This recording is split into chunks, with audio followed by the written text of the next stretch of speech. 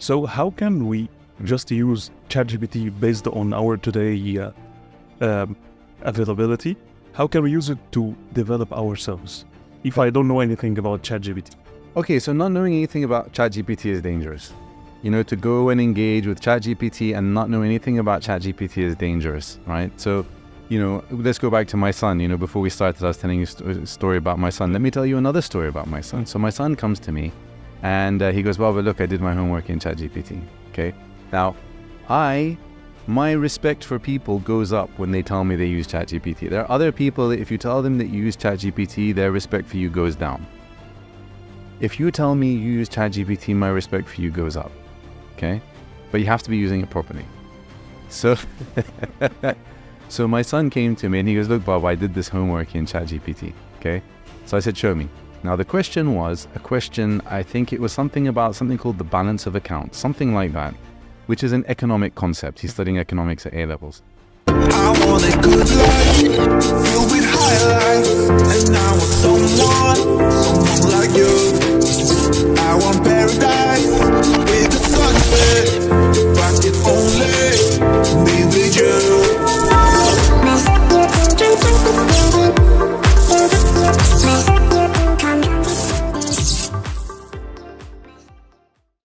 Fahed, are you ready to unleash? I am absolutely ready to unleash. What is the percentage for today unleashing? 1,000%. I believe in that. The biggest number any guest has ever told you, times by 1,000. I do believe in that. Excellent. Fahed, the time that I met you last week, and I listened to the story for the 4 hours and 4 days before pursuing your entrepreneurship, it was intriguing to me. Would you mind if you share this lovely story and tell me why you are doing what you're doing today using the AI and ChatGPT? So you're talking about the story with regards to the business planning? Which 4 hours are you talking about? You remember that you told me that you stayed 4 hours on your first job? Oh, and then the second one, it was 4 days. All right, you want to expose me to the world, right? Okay, fine. So, by the grace of God, I have been an entrepreneur my whole life. I have only had 2 experiences working for other people. The first experience was in fact, they were both data entry jobs, actually.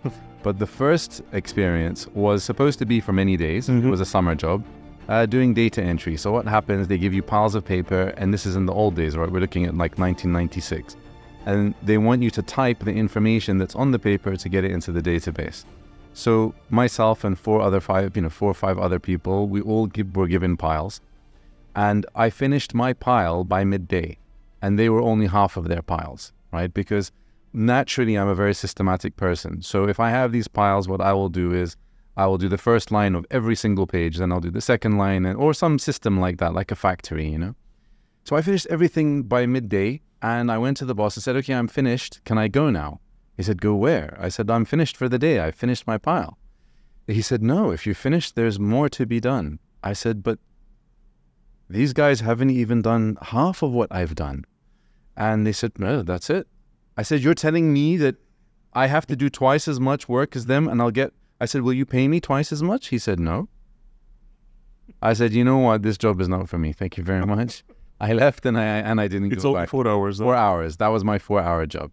The second one, alhamdulillah, by the grace of God, it was a 4-day job, 4 days of data entry, and I did all 4 days, and I completed it, and I bought a pair of trainers with the money, and that was that. That was the only 2 jobs I've done in my entire life. This is intriguing, really. Yeah. But what was the reason behind doing what you're doing today? I think just data entry, maybe it's something related to ChatGPT. You are intrigued or just you're inspired by that way?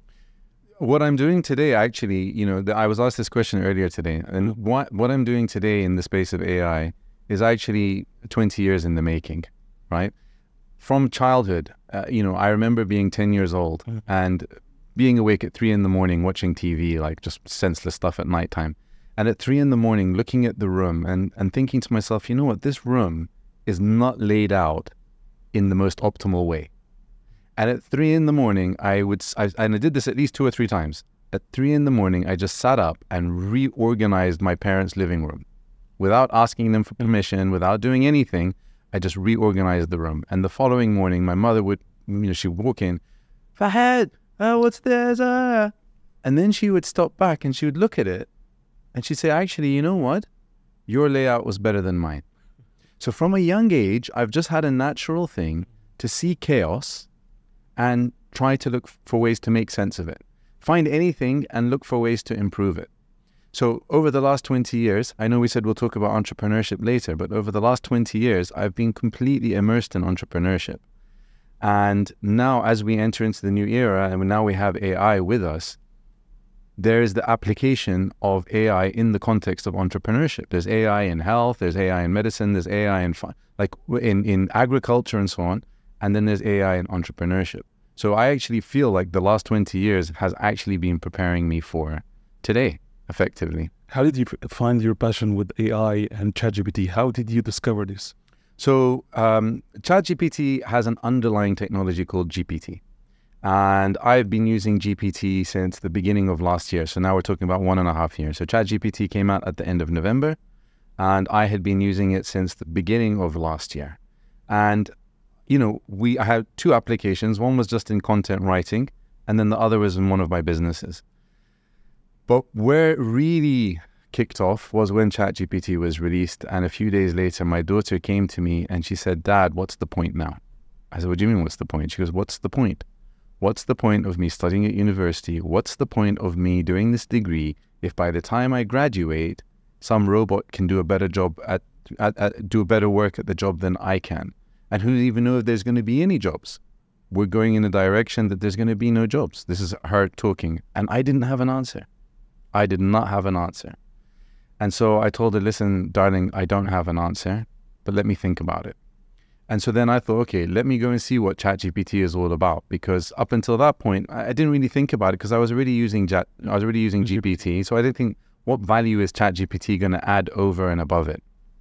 But the more I started to use it, and the more I started to explore, and the more I started to experiment and kind of push its limits and so on, the more I thought, oh my God, this is insane. And at that time, I was staying with my father. I was visiting my father in London.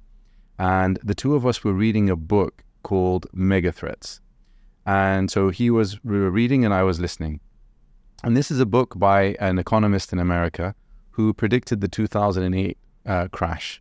And everybody laughed at him when he talked about it and so on. But what he predicted, proved to be true. So the mega threats are all these mega threats that are hovering over humanity. And if any one of them hits, it will be a disaster. But there's a possibility all 10 could hit at the same time. And one of them is AI. Okay? So I'm talking with my father on a daily basis about this. And every day I'm learning new things about ChatGPT. I'm saying, Dad, look at this. Dad, look at this. Dad, look at this. And each day I'm showing him things. The level is getting higher and higher and higher. And in the beginning, he's like, that's not that impressive. But eventually I got to a point where he was like, oh my God, this is serious. And so actually he's the one who pushed me.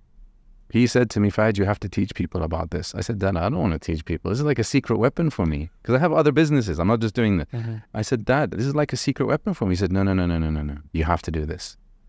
And think about your brother. Think about your sisters. Think about their children. Think about your friends. Think about the people you love. So I've never listened to my father in my entire life. He's got 2 PhDs.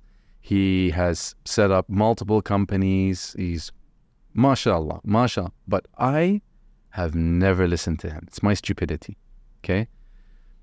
I got to Dubai on my way to Sri Lanka because I spend a lot of time in Sri Lanka with my developers and so on. And this was in February 2023. And I'm talking to people about ChatGPT and they're saying, yeah, we heard of it. I'm like, what do you mean you heard of it? It's been out for 3 months. What are you talking about? Heard of it? You should be using it. I'm like, oh no, I've just heard. I said, okay, listen, I'll tell you what. Organize a group of your friends and I will give you guys a seminar or a webinar for free. So I started that and I did a number of those, and every single one that I did, everybody was telling me, Fahed, this is not enough. Please, you need to teach us. It's not enough to tell us that it's important and how, really we need you to show us how to use it. And you were just teaching them about which domain Is it entrepreneurship? Personal It was, yeah, it was all in the space of entrepreneurship. But actually, I was talking about the tool more than anything else. The fact of focusing on any specific areas came later. The first thing is just to understand, and this is the way that I look at it, right? You have to understand that this tool, now we're talking specifically about ChatGPT, not about AI as a whole. We're talking about this technology of language models. It does a fantastic job at replicating the human brain. Now, we don't actually know how the human brain works. We just have theories about how the human brain works. And whether language models replicate the reality, whether it replicates it or not, it's doing a fantastic job, okay? And I'll do some demos with you now, just to give you some ideas, right? So let's do 3 demos now. Are you up for it? Yeah. All right, fantastic. Happy birthday. Thank you.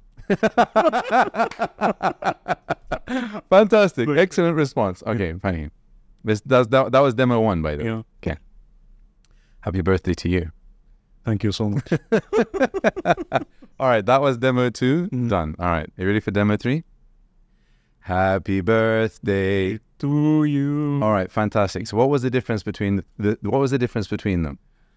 I believe it's the tonality and the stoppage when you stop. Yep. I just start to process my thoughts about it and the way you talk, maybe. Right. So if you think about it, in the first one, I told you happy birthday.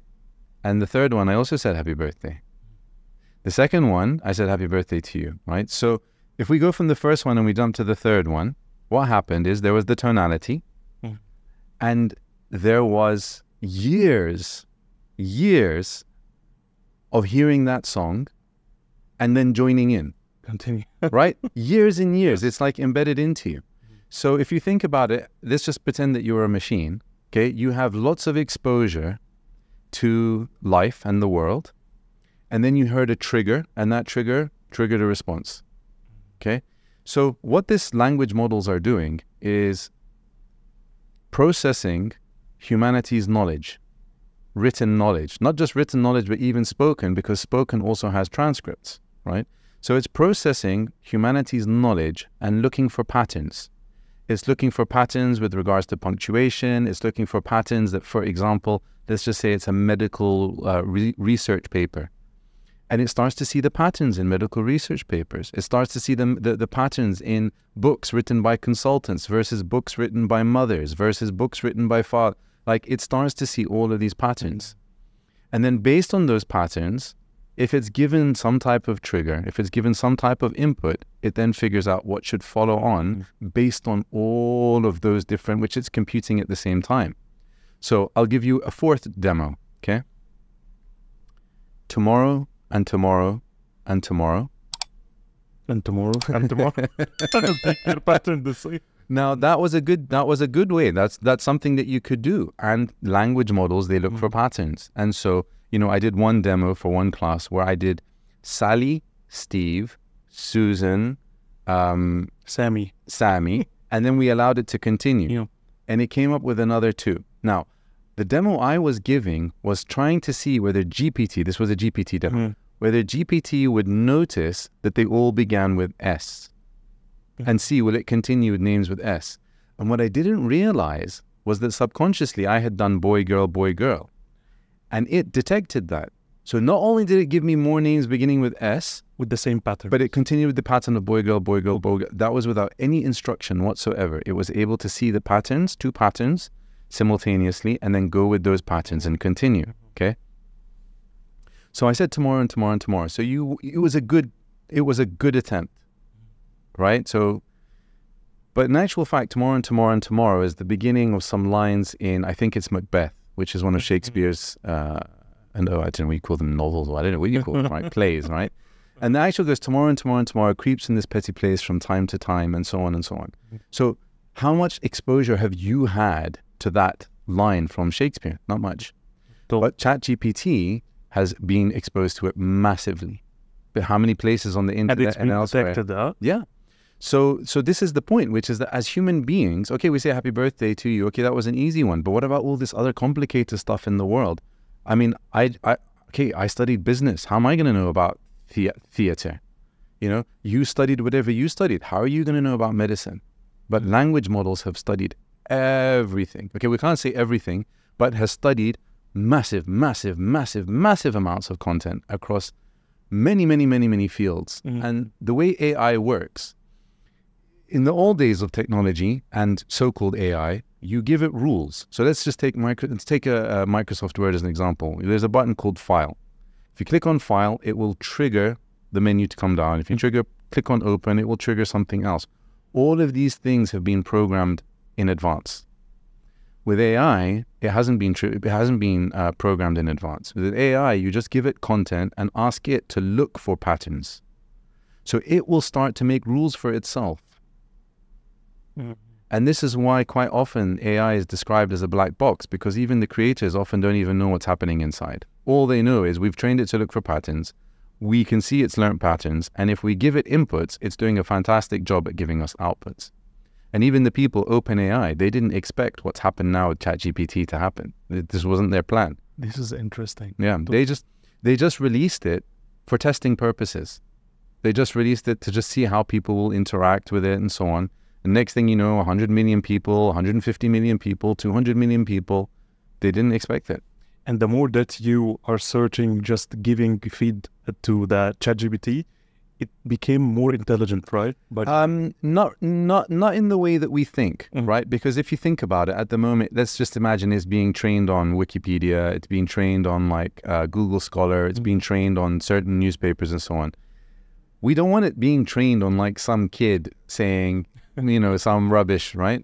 So that input is not going into its data set. It's not going into the knowledge set. But what is happening is that the people behind ChatGPT, OpenAI, are watching programmatically, of course, not manually. They're watching all the different responses happening. And then they are using their own AI to evaluate all the questions and answers to see if they are good or not. You know, and then the ones that are good, they say, okay, fantastic. Our AI is working the way that it should. And the ones that is bad, then they flag it and they look for ways to improve it. So that's how our contributions, that's how our conversations are helping it to get better. Not by us adding information, but just through the discourse and the interactions. This is lovely. So how can we just use ChatGPT based on our today availability? How can we use it to develop ourselves? If I don't know anything about ChatGPT. Okay, so not knowing anything about ChatGPT is dangerous. You know, to go and engage with ChatGPT and not know anything about ChatGPT is dangerous, right? So, you know, let's go back to my son. You know, before we started, I was telling you a story about my son. Let me tell you another story about my son. So my son comes to me and he goes, Baba, look, I did my homework in ChatGPT. Okay. Now, my respect for people goes up when they tell me they use ChatGPT. There are other people that if you tell them that you use ChatGPT, their respect for you goes down. If you tell me you use ChatGPT, my respect for you goes up. Okay? But you have to be using it properly. So, so my son came to me and he goes, look, Bob, I did this homework in ChatGPT. Okay? So I said, show me. Now, the question was a question, I think it was something called the balance of accounts, something like that, which is an economic concept. He's studying economics at A-levels. So I said to him, I read it, and he goes, look, Baba, it even gave me a reference, which was Investopedia. You know, there's a website called Investopedia, right? So it's investopedia.com/definitions/balance of accounts. I said to him, have you actually checked this reference? He said, no, why do I need to? I said, you absolutely need to. Let's check it together. I clicked on it and it went nowhere. There was no page called investopedia.com/definitions/balance of accounts. So then I went into the Wayback Machine, which is the thing on the internet that allows you to see old web pages, how they used to look. So I took the same link and I put it in the Wayback Machine and it never existed. This page never existed. Okay. ChatGPT had simply made it up. And what was the reason for that? Well, you have to understand how it works. All it's doing is just predicting what the next word should be. So you asked it for a definition of a term that is well known in the world of economics. So it gave the definition based on all of the training it's done, and you asked it for a reference. So it's as though it was being forced to give a reference. And so it just gave, okay, Income statement is investopedia.com/definitions/income statement. Profit and loss is investopedia.com/definitions profit and loss. So the statement of balance, whatever it's called, balance of accounts, should follow the same pattern. So therefore, here you go. So if you're talking about anybody going to use ChatGPT and running with it, it's dangerous. It is dangerous. You have to understand the underlying technology so that you know how to work with it. Otherwise, you put yourself at risk. And there was a very sad story recently, I think maybe a month ago, of a lawyer in America. Do you know this story? No. A lawyer in America, he used ChatGPT to establish an argument, and he cited some cases to substantiate his argument. And he submitted this, whatever it was, this legal document, he submitted it.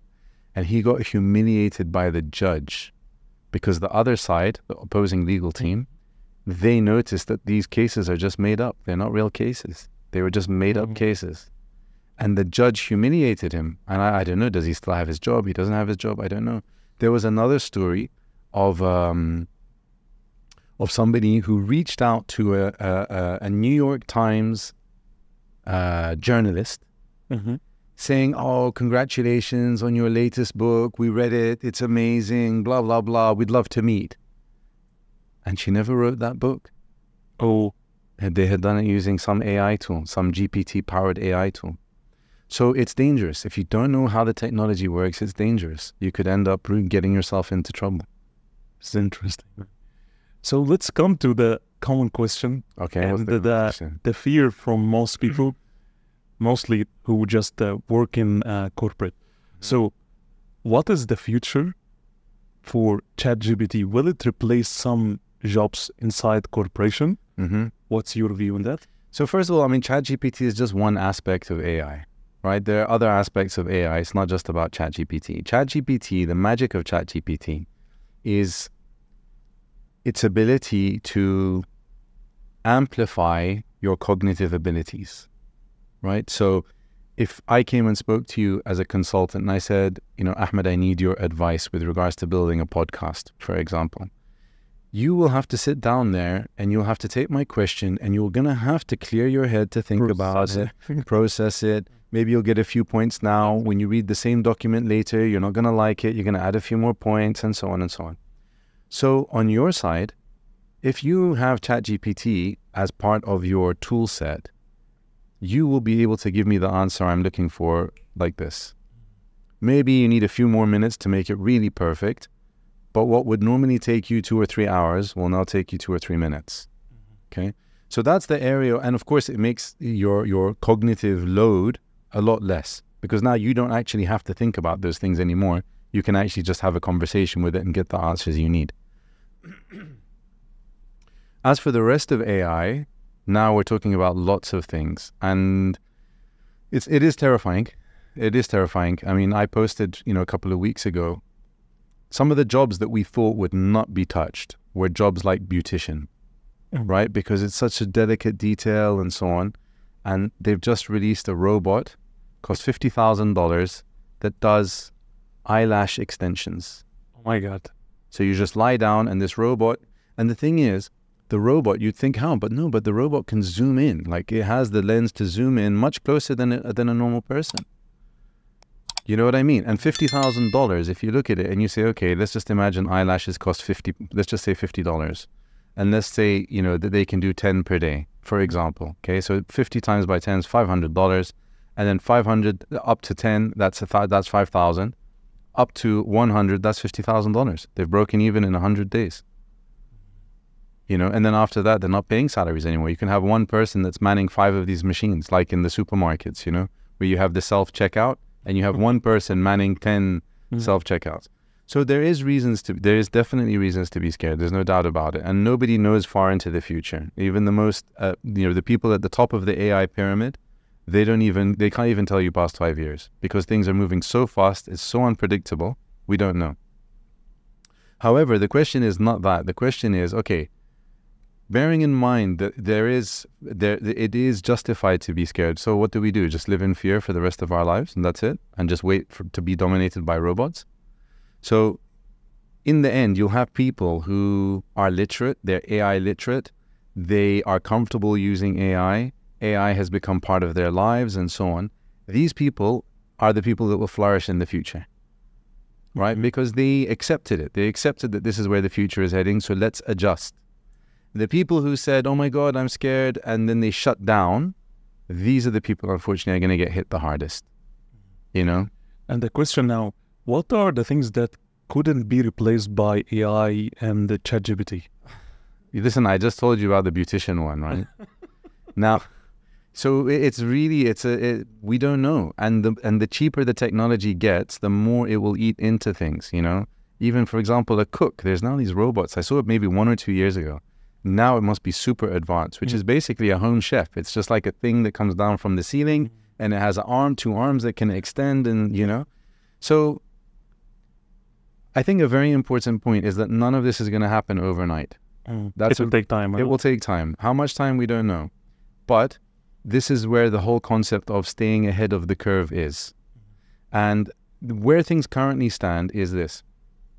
A young person with AI can achieve what people with 10, 20 years of experience can achieve.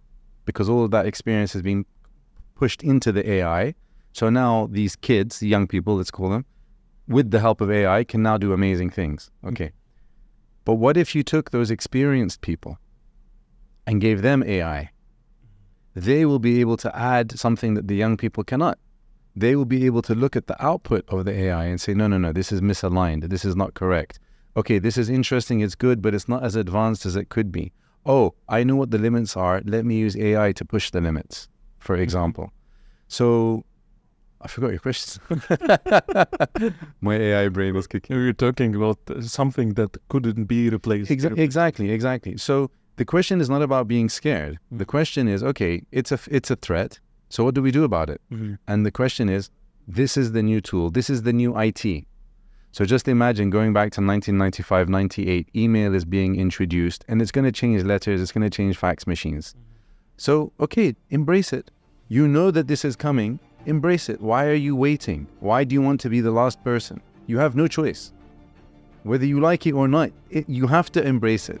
Why do you want to be the last person?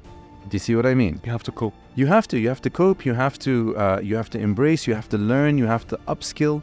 You know, there's a concept that the more attached you are to your self-identity, the less willing you are to change, right? But improvement is a type of change. So if you're unwilling to change, you're unwilling to improve. Do you know what I mean? So that's the situation. Is okay, there's a reason to be scared, but is that your solution, to just be scared, put your head in the ground, let that, you know, and then by the time you pull your head out, it's all robots? Like, no. You know what I mean? Yeah. Unleash is the bridge between my purpose and my mission. And my mission is unleashing the human greatness to its utmost potential.